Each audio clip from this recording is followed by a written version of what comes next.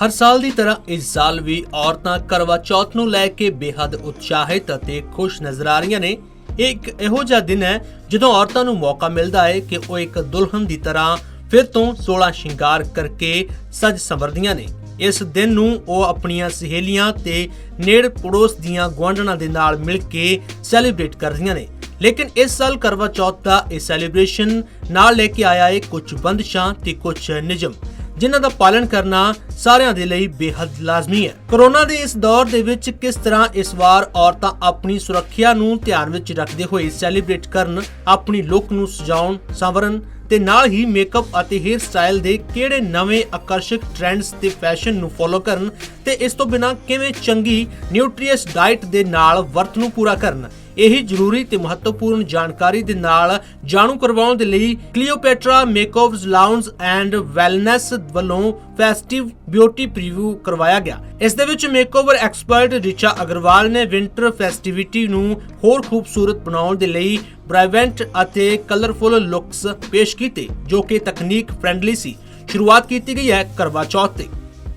इस बार कोविड है इसलिए ब्यूटी विद सेफ्टी हमारा मेन एम है। हम उसको लेकर के करवा चौथ की तैयारियां की हैं। लेडीज़ जो हैं पिछले कई महीनों से घर से बाहर नहीं निकली हैं और अभी भी निकलते हुए डर रही हैं, लेकिन करवा चौथ एक ऐसा फंक्शन है जिसमें हर एक जना सुंदर लगना चाहता है, तैयार होना चाहता है, सजना संवरना चाहता है। तो उस चीज़ को ध्यान में रखते हुए हमने लेडीज़ के लिए सेफ्टी के साथ हमने मेहंदी अरेंज कराई है। उनकी जो लुक्स हैं या फेशियल्स वगैरह भी हैं, जीरो टच फेशियल्स कर रहे हैं हम, और जो क्विक सर्विसेज होती हैं डिस्पोजेबल्स के साथ, इवन मेकअप में भी हमने हाई टेक्नोलॉजी जैसे air brush, ultra HD air brush makeup का इस्तेमाल कर रहे हैं। उससे ये होता है कि टच डायरेक्ट नहीं होता, बहुत ही मिनिमम टच रहता है।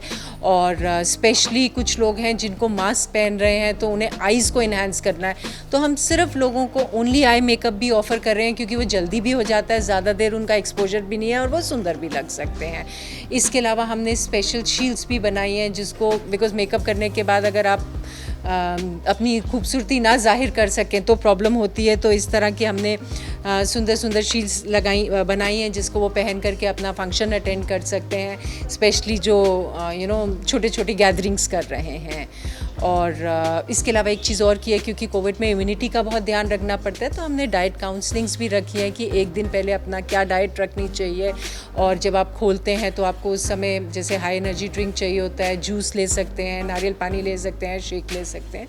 तो इस तरह के जिसकी जो डाइटरी काउंसलिंग्स भी की हैं। और कुछ लोग जो बिल्कुल नहीं आ सकते उन्हें हमने घर पे किस तरह से अपना ग्लो ला सकते हैं, एक क्विक क्लीन अप और क्विक जो घर पे फेशियल है वो उसका भी नुस्खे बताए हैं कि कौन सा पैक लगा के ग्लो आ सकता है, किस तरह से वो अपनी खूबसूरती को निखार सकते हैं।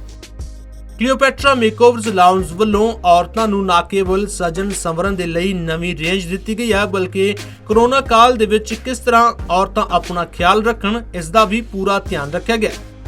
ਜਗਬਾਣੀ TV ਚੰਡੀਗੜ੍ਹ ਲਈ ਭਗਵਤ ਸਿੰਘ ਦੀ ਰਿਪੋਰਟ।